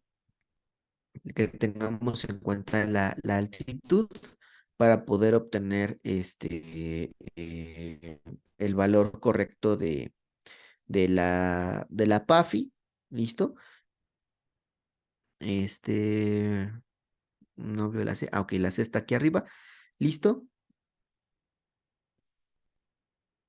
Ok, que pudiera considerarse en el primer grupo ventilación no invasiva, ¿ok? Bueno, en el caso específico de esta parte que dice oxigenación, ¿listo? Nos dice que leve, de alguna manera, es que tengamos 200 milímetros de mercurio a 300, ¿listo? De PAFI, ¿no? Ya lo habíamos visto, con una PIP o un CPAP de 5 centímetros de agua. Es decir, pudiera estar el paciente con mascarilla facial o nasal, ¿listo? O intubado, pero que tenga un PIP, una presión positiva al final de la aspiración, o una presión positiva continua en la vía aérea de 5 centímetros de aire o más. Bien, sería leve en este caso. De nuevo, hay que verificar la PAFI, ¿no? Porque si la altitud es de más de 1000 metros sobre el nivel del mar, entonces la fórmula se modifica, ¿no? Según estos criterios de Berlín, que nos dice que sería la presión arterial de oxígeno sobre la FiO2, y eso el resultado lo vamos a multiplicar por la presión barométrica, ¿listo? Entre 760, ¿ok? Y entonces, o sea, tendríamos que sacar dos divisiones primero y luego multiplicar los resultados para obtener realmente el valor de la PAFI, ¿ok? Si la altura es de más de 1000 metros sobre el nivel del mar. Ojo ahí. ¿Listo? Bueno, 200 a 300, moderado, con PIP o CPAP de más, igual o mayor a 5 centímetros de agua. Moderado, si tenemos de 100 a 200 milímetros de mercurio de PAFI, con PIP, o sea, aquí ya descartamos la ventilación no invasiva. En este rango, el paciente ya tiene que estar con ventilación mecánica invasiva, igual o mayor a 5 centímetros de agua. Bien. Y severo, cuando tenemos un PAFI o una PAFI de menos de 100 milímetros de mercurio con una PIP de más de 5, es prácticamente un SDRA severo. Bien, entonces necesitamos primero tener tres datos importantes para que podamos decidir si es SDRA o no, y posterior a eso, clasificar. ¿Listo? Y es prácticamente lo que hemos platicado durante esta ponencia, ¿no? O sea, primero hablamos del tiempo con toda esta parte de la anatomía patológica, de la fisiopatología, hablamos de las partes de los estudios de gabinete, ¿no? Cómo lo podemos determinar con la imagen de tórax, ¿listo? Y en este caso, Berlín nos pide que hagamos un ecocardiograma para descartar sobrecarga de volumen o un edema hidrostático en este caso. ¿Listo? Y posterior a eso ya checar la oxigenación, ¿no? Si cumple con los primeros tres criterios, pasamos al cuarto para ver cómo se encuentra la PAFI de ese paciente y determinar si tiene o no SDRA, ¿vale? Eso es importante. Además, en el último año, ¿verdad? O sea, en este año 2023, hubo una pequeña actualización, ¿no? Sobre el distrés respiratorio. Dice que no necesariamente el paciente va a requerir intubación en todas las ocasiones. Habrá quienes sí, habrá quienes no, pero están haciendo un énfasis muy importante. Desde el 2020, como vimos, ya se comentaba muy específico esto. O sea, el paciente pudiera estar con ventilación mecánica no invasiva y tener SDRA, ¿ok? ¿Por qué? Porque ya cumplió con los criterios de temporalidad, con los criterios de imagen, ¿listo? Y ahora la PAFI pues se encuentra entre 200, o sea, está en hipoxemia, vaya, ¿listo? Entonces requiere de oxigenación, pero no necesariamente invasiva. Entonces, no todos los pacientes, se reafirmó ahorita en 2023, se requiere intubación. Ahora, nos dice que además de tener la ventilación mecánica no invasiva, podemos contar con las cánulas nasales o las puntas nasales de alto flujo a más de 30 litros por minuto, ¿listo? Lo que sería un equivalente a tener al CPAP con más de 5 centímetros de agua programado, ¿vale? Sería como, digamos, una equivalencia. La hipoxemia la vamos a poder clasificar tanto con la PAFI como con la SAFI, ¿ok? La PAFI literalmente es la presión arterial de oxígeno sobre la FiO2, ¿no? Menos de 300 milímetros de mercurio, sabemos que estamos en hipoxemia leve, ¿bien? Pero también lo podemos hacer con la SAFI, y la SAFI, pues necesitamos obviamente la saturación de oxígeno, ¿verdad? Del paciente sobre la fracción inspirada de oxígeno. Este valor debe de ser de 315 milímetros de mercurio, pero siempre y cuando tengamos un valor de saturación de oxígeno menor al 97%, porque si está saturando más del 97%, pues probablemente el paciente no tenga problemas respiratorios. ¿Listo? Entonces eso también es importante tenerlo en cuenta. ¿Ok? Entonces puede ser PAFI o SAFI, pero se modifica ligeramente el criterio, ¿no? O sea, uno es menos de 300 y el otro es menos de 315. En ambos casos, milímetros de mercurio. De nuevo, opacidades bilaterales por radiografía, por tomografía e incluso ya nos menciona el ultrasonido. El ultrasonido en los últimos 4 años ha tenido un boom también muy importante, no solamente a nivel pulmonar, no solamente a nivel cardiovascular, sino en general, ¿bien? Y es importante porque a veces ese lo tenemos mucho más a la mano que la tomografía, que la placa de rayos X, que todo esto, ¿no? Entonces, se nos recomienda por eso poder, utilizarlo, ¿no? Entonces ya también es un criterio importante y nunca está de más podernos acercar, ¿no? Cuando estén tomando un ultrasonido con nuestros compañeros del área de medicina y empezar a ver las imágenes y asociarnos un poco con lo que dice esa imagen. Bien, en condiciones con recursos limitados no se requiere presión positiva al final de la expiración, flujo de oxígeno o medidas de soporte específico, ¿no? O sea, es decir, si la situación del paciente está estable, tampoco requerimos colocarle todo, ¿no? Y si no lo tenemos, pues entonces hay que, y el paciente no lo requiere, pues no se coloca. Si el paciente lo requiere y no lo tenemos, pues hay que buscar, ¿no? La posibilidad de trasladarlo lo antes posible a una unidad hospitalaria que sí le pueda brindar esta atención. Ojo ahí. Y esto, pues como ven, se publicó en la revista de, de cuidados respiratorios críticos en medicina, ¿listo? En el 2023, o sea, en este año, para que lo tengamos en cuenta, ¿no? Es decir, muy bien lo que nos dice Berlín 2020, pero hay que, agregar pues, estos otros criterios que se fueron estableciendo durante estos 3 años, que se realizaron, pues obviamente, comparaciones de lo que nos decía Berlín 2020 y solamente se agregan algunos puntitos en específico, ¿vale? Entonces, mucho ojo con eso. Ahora, ¿cómo vamos a manejar a un paciente con SDRA? Nosotros que estamos en una terapia intensiva y que estamos, pues, manejando en este caso, estamos manejando a pacientes que están con vía respiratoria difícil, que pues no lo estamos oxigenando adecuadamente, que tiene deterioro respiratorio. ¿Qué tenemos que hacer o qué tenemos que verificar de primera instancia? Bueno, primero, 4 puntos cardinales. Están aquí arriba. Miren, aquí les puse una rosa de los vientos. Tiene 4 puntos cardinales principales para el tratamiento o el manejo de un paciente con SDRA. Y de estos, ¿verdad? 3 involucran la ventilación mecánica, ya sea invasiva o no invasiva, ¿listo? Pero en el caso de que el paciente ya esté con terapia invasiva, que es lo más común que vamos a tener, ya un paciente que se agravó, ¿listo? Debemos de mantener una presión positiva al final de la aspiración de 5 centímetros de agua el mayor tiempo posible, un volumen tidal o un volumen corriente de 6 mililitros por kilogramo de peso ideal del paciente, ¿listo? Y también una presión plató de menos de 30 centímetros de agua, ¿ok? Pues todo eso lo tenemos que mantener nosotros así como muy establecido en el manejo y tratamiento de nuestros pacientes, para que cuando nosotros hagamos una reevaluación podamos, pues bueno, comparar, ¿verdad? Cómo estaba previo a estas situaciones, a cómo manejamos el volumen tidal, a cómo estamos manejando el PIP, a cómo mantenemos la presión plató. Si todo esto se encuentra dentro de parámetros aceptables, continuamos. Si no, entonces tendremos que ir modificando poco a poco. Pero para eso tenemos esta como escalera que les puse aquí, donde la flecha que dice al lado dice severidad hacia arriba.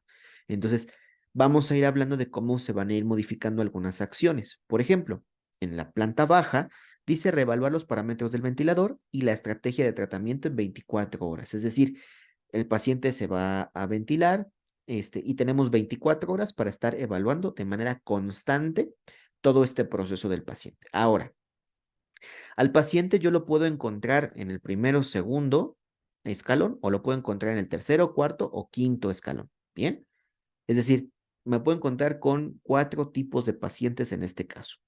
¿Listo? El que conforma los primeros 2 escalones es aquel que necesita ventilación mecánica, sí, con ligera sedación, con un volumen tidal de 6 mililitros por kilogramo en ausencia de acidosis metabólica severa. Si este paciente no tiene acidosis metabólica, por lo tanto, mi volumen tidal sigue siendo 6 mililitros por kilogramo de peso y vigilo. Con eso, probablemente yo mantenga mi presión plató y mi PIP en estos parámetros. 5 centímetros de agua para PIP y 30 centímetros de agua o menos en presión plató. ¿Ok? Posterior a eso, si yo tuviera un que se agrava un poquito, pues tengo que estar vigilando, en este caso, la hipercapnia. Bien. Entonces, yo continúo, volumen tidal 6 mililitros, presión plató, PIP, etcétera, pero ahora vigilo muy importantemente el nivel de CO2 que pueda tener el paciente. Porque si no está en acidosis metabólica, entonces probablemente esté en acidosis respiratoria. ¿Y cómo lo podemos manejar? Incluso sin mover esto, solamente modificando la frecuencia respiratoria de mi paciente, aumentándola ligeramente, ¿no? O sea, si mi paciente tiene programadas 14 porque era lo establecido por edad, etcétera, o 16 porque era establecido por edad, entonces vámonos a 20 por una hora, tomamos gasometría y vemos si se está barriendo el CO2. Si no se está barriendo, entonces hay que considerar otras estrategias, ¿bien? Pero si no, entonces volvemos a bajar la frecuencia respiratoria como la teníamos y continuamos valorando, ¿listo? Pero siempre y cuando el CO2 haya disminuido ligeramente, ¿ok?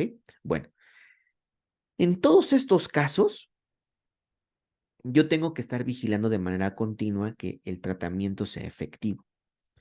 En el momento en el que el paciente pase del primero o segundo escalón al tercero, ¿listo? Yo tengo que vigilar que, pues, de primera instancia, qué es lo que está pasando con mis niveles de tratamiento en el ventilador mecánico.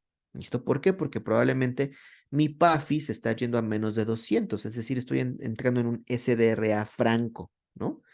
Que todavía a lo mejor no es tan grave, pero que ya comienza a tener repercusiones a nivel sistémico.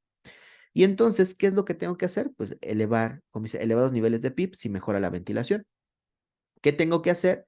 Moderar mi PIP. Si yo lo tenía a 5 centímetros de agua, pues primero vamos a auscultar al paciente, vamos a ver sus estudios, vamos a determinar, listo, y probablemente se haga un test de PIP de más de 12. Es decir, vamos a subir de 5 hasta 12 o más centímetros de agua en el PIP, ¿ok? O en la PIP. ¿Para qué? Para mejorar la oxigenación, ¿verdad? De primera instancia, para mantener una presión plató por debajo de 30 centímetros de agua, que muy probablemente esta ya se haya elevado, ¿listo? Y lo que nosotros vamos a tener que hacer en este momento es monitorizar continuamente a nuestro paciente tanto a nivel hemodinámico como respiratorio, ¿ok? Específicamente a nivel hemodinámico, porque una PIP alta, muy elevada, por arriba de 10 para ser específico, puede reducir la precarga de la función cardiovascular. ¿Por qué? La PIP como tal es una cantidad de presión de aire, literalmente, que se queda dentro de los pulmones. Entonces el pulmón cuando expira, no saca todo el aire, se queda parte del aire dentro del pulmón para que el alveolo no colapse. Entonces el pulmón se queda ligeramente infladito. ¿Listo? Eso condiciona que haya una oclusión o que apriete de cierta manera a la vena cava inferior, y la vena cava inferior pues trae la sangre sistémica, ¿no? Entonces va a regresar la sangre hacia la aurícula derecha, y si se ocluye de alguna manera o disminuye ligeramente el espacio de la vena cava inferior, pues entonces va a llegar menos sangre al corazón, generando así una disminución de la precarga, ¿listo? Porque va a haber una menor distensibilidad de la miofibrilla cardíaca, y por lo tanto esto va a alterar en términos reales al gasto cardíaco, ¿listo? Si hay una menor distensión de la miofibrilla cardíaca, va a haber una menor fuerza de contracción y por lo tanto, muy probablemente un menor volumen eyectado, una disminución franca del gasto cardíaco. Entonces, mucho ojo con eso. Sí podemos elevar la PIP, pero siempre y cuando estemos vigilando de manera muy estrecha el gasto cardíaco y que este no se nos tumbe demasiado, ¿no? O sea, tratar de mantenerlo lo más cercano a los parámetros normales, pero seguir vigilando la parte respiratoria y la parte hemodinámica en general, la presión arterial media, listo, la frecuencia cardíaca, y si podemos obtener pues un gastillo por ahí con un ecocardiograma, pues estaría de lujo para que estemos vigilando holísticamente al paciente. Bien, podemos estar ahí y que el paciente vaya a tener una mejora, ¿no? Que la PIP de más de 12 funcione, que poco a poco la vamos a ir destetando y vamos a ir tratando de regresar lo antes posible a la PIP de 5 para que también empecemos a quitar sedación, el paciente mejore, destetemos de ventilación mecánica y se sane, ¿no? Pero pudiera ser que no, ¿verdad? Y pudiera ser que a lo mejor incluso no nos encontramos ni siquiera en los primeros 3 escalones. El paciente ya llega al servicio de urgencias con una situación en el escalón número 4, una PAFI de menos de 150. Entonces, obviamente, este paciente tiene que ir con ventilación mecánica, invasiva, con sedación, ¿listo? Con analgesia, pero además también con bloqueantes neuromusculares y considerar la posición PRON. ¿Listo? Entonces, a este paciente lo voy a bloquear de manera neuromuscular con una infusión intravenosa de inicio precoz, ¿listo? Y que además no debe durar más de 48 horas esa infusión, ¿no? De bloqueante neuromuscular. ¿Listo? Ya sea que utilice rocuronio, pancuronio, succinilcolina, vaya, el que tengamos disponible, ¿listo? Pero no debe durar la infusión más de 48 horas porque podemos generarle muchos efectos. La posición prono nos dice que debe estar más de 16 horas al día durante varios días en esta posición. Entonces, ¿qué se tiene que hacer cuando un paciente realmente está en posición prono? Es, lo voy a pronar al menos por 16 horas durante el día, pero lo voy a despronar para bañarlo, lo voy a despronar para hacer algún procedimiento, lo voy a despronar para, ¿no? O sea, no va a estar las 24 horas así, ¿listo? Entonces, 16 horas nos está diciendo que 8 horas prácticamente no tendría que estar pronado, ¿no? Yo les digo, 20 horas pronado, 4 horas en supino, ¿no? Y obviamente mientras hacemos esta parte de supinar al paciente, pues vamos a hacerle la limpieza, vamos a hidratar, vamos a lubricar, a mantener su cama bien limpia, bien acomodada, etcétera, listo para que lo antes posible, ¿no? En lapsos de 2 horas y 2 horas, a lo mejor probablemente lo podemos hacer, todo este proceso. Pero sí estar movilizando al paciente se recomienda, es ideal, ¿no? Pero que la mayor parte del día, al menos durante 48 horas a 72 horas, es decir, durante 2 a 3 días, se encuentre en posición prono con esta situación, ¿no? Un PIB elevado, con probablemente una FIO2 elevada también, ¿no? Para que haga un adecuado intercambio de gases, El volumen tidal, pues puede ser hasta 10 mililitros por kilogramo de peso, pero pues ahí ya dependerá mucho de la situación clínica del paciente, si no nos mantenemos en 6. Todo esto en busca de que la presión plató siga siendo menos de 30 centímetros de agua, ¿ok? Eso es importante. Y claro, pues todo lo que conlleva, ¿no? Los cuidados de la aspiración de secreciones, etcétera. ¿Listo? Y pudiera ser que este paciente esté muy grave, y así nos tocó en algún momento la experiencia con los pacientes que tenían COVID-19, ¿no? Que estaban muy graves cuando todavía no había vacunas, principalmente, ¿no? Y entonces, el paciente con COVID-19 que no tenía, que no tuvo vacunas, que fue muy grave, pues llegaba con PAFIs de menos de 100 incluso, ¿no? O menos de 80. Y entonces este paciente dice, todo lo demás, pues qué padre, qué bueno que lo hiciste, que te esforzaste, pero ya no funciona. Las alternativas que tenemos, pues es seguir dejándolo en prono, vaya, otra ocasión, pero sin la seguridad de que pueda mejorar relativamente. Entonces, lo que se recomienda es utilizar la terapia de oxigenación extracorpórea por membrana, bien, el famoso ECMO.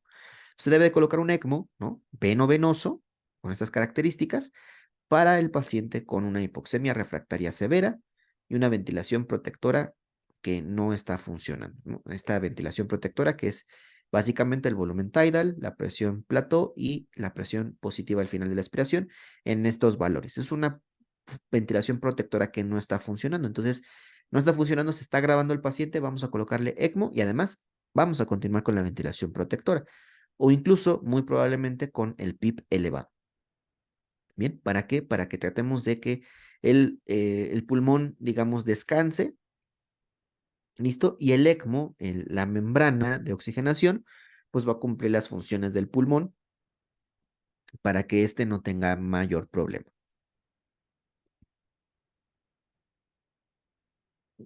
¿Listo? Y para eso, pues vamos a platicar un poco del ECMO, ¿no?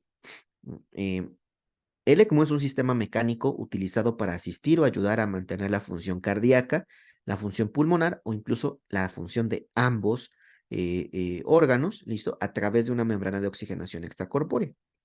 Se emplea en pacientes que no son capaces de mantener una adecuada oxigenación y o perfusión y consiste en un intercambio gaseoso a través de una membrana extracorpórea utilizando una bomba y un oxigenador con el objetivo de proveer un soporte hemodinámico y respiratorio. Son las dos definiciones que yo les puedo dar de la membrana de oxigenación extracorpórea.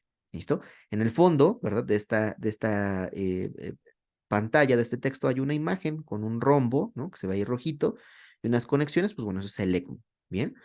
Y ese rombo de color rojo que ven ahí en la parte superior, aquí, donde está mi cursor ahorita, es la membrana de oxigenación. Entonces, por ahí entra la sangre desoxigenada que viene del paciente, está conectada todo este proceso a un oxigenador, a un intercambiador de gases y demás, y nosotros podemos ver los litros de aire, el FiO2 que vamos a querer que se aporte, y regresa la sangre, ¿verdad? En este caso es esta manguerita que viene hacia abajo, ¿listo? Regresa la sangre oxigenada hacia el paciente. Entonces, es bien importante porque en estos pacientes que sufren de situaciones muy graves, pues debemos de tener mucho cuidado.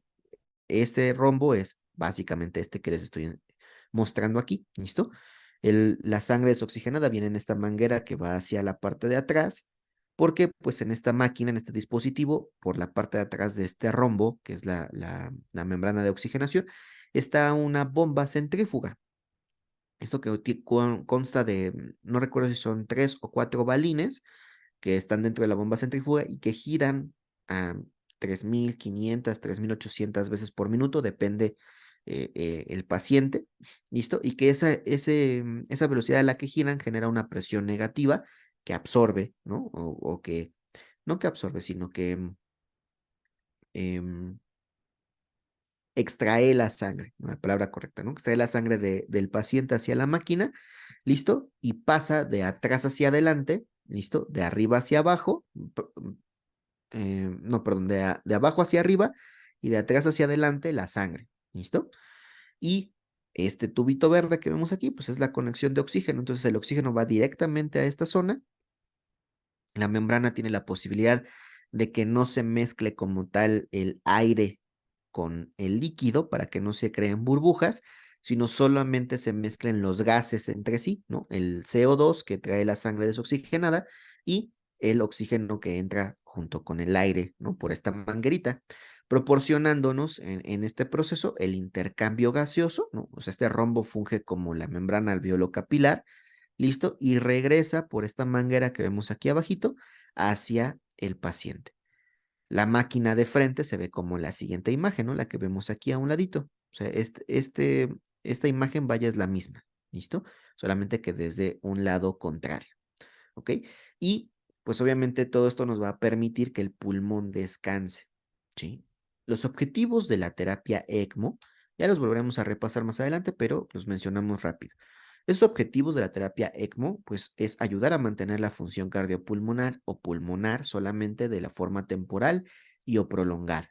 Bien, permite al paciente mejorar la presión arterial y el gasto cardíaco, optimiza la perfusión sistémica y mejora el intercambio gaseoso y permite al equipo de salud tiempo para actuación, tiempo para toma de decisiones, tiempo para darle un cuidado específico a estos pacientes, ¿ok?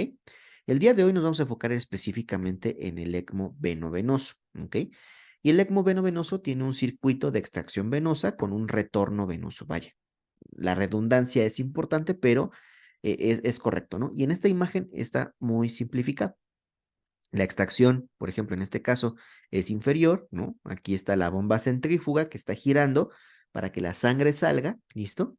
Y pueda ser directamente hacia la máquina y llegan al intercambiador o a la membrana de oxigenación, ¿listo? Ocurre la oxigenación de la sangre y retorna de nueva cuenta a una vena, es decir, al lado derecho del corazón, ¿listo? ¿Esto por qué? Porque así la sangre ya llega oxigenada a la aurícula derecha, pasa al ventrículo derecho, ¿listo? Y de ahí pasa a la arteria pulmonar. De la arteria pulmonar, pues obviamente va hacia todo el proceso de la membrana alveolo-capilar y el pulmón ya no se tiene que esforzar tanto para hacer la difusión o el intercambio de gases, ¿listo? Y eso va a permitir que la sangre llegue, o sea, pase oxigenada ya por esa zona, llegue hacia la aurícula izquierda, ventrículo izquierdo, de la aorta y a todo el cuerpo y esté oxigenada. ¿Ok? Eso es importante. Se conoce como soporte pulmonar o soporte parcial. ¿Listo?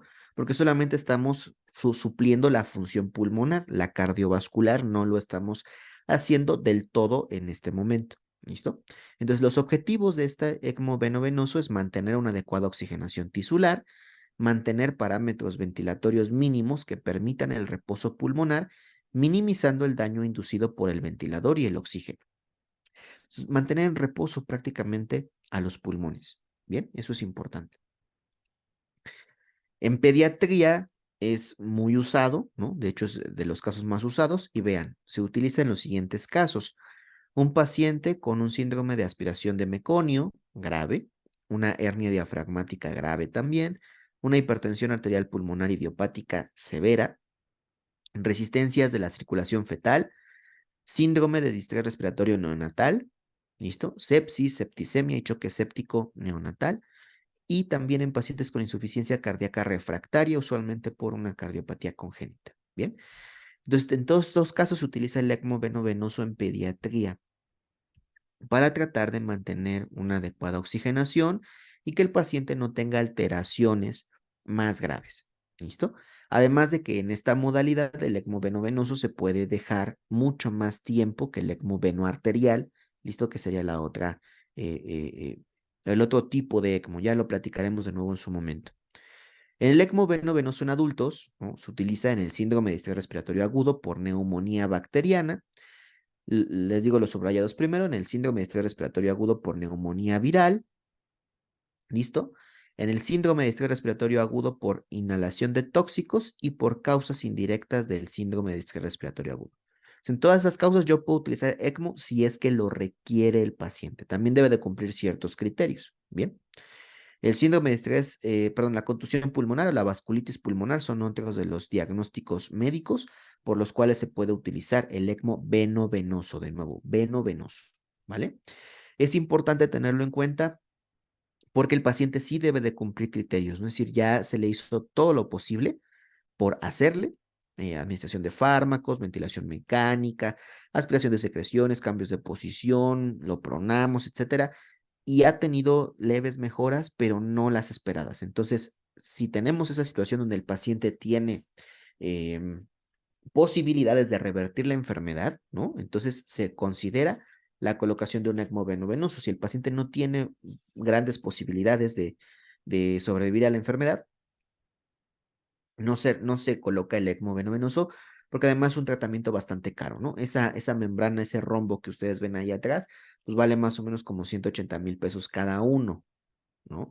A eso hay que sumarle, pues el tiempo, la estadía, ¿no? El tiempo que se utilice la máquina. Y si está en un hospital privado, ni se diga, ¿no? O sea, 180,000 pesos se van a subir a 200,000 al menos, ¿no? Si no es que a 210 o 230,000, porque pues obviamente les cobran para la ganancia y demás, ¿no?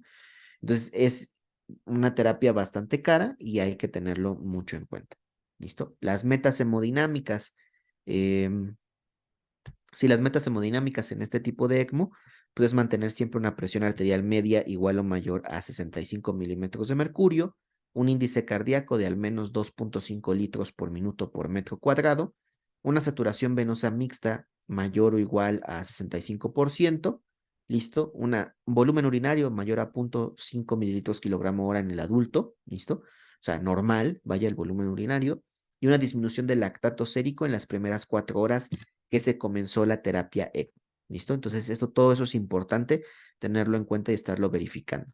En el caso de las respiratorias, una saturación arterial entre 85 y 92%, y recuerda que va a estar ligeramente disminuida porque primero llega hacia las venas, de las venas hacia los pulmones, y ahí se va quedando de a poco pues cierta cantidad de oxígeno, ¿no? Que se va utilizando. Entonces, por eso es que si bien yo tengo mi FiO2 al 100% en el ECMO, no voy a tener 100% de saturación en el paciente. Es, digamos, algo sencillo. Sin embargo, lo mínimo requerido es desde 85%. Lo ideal es que estemos en 92, incluso hasta 94%. Bien.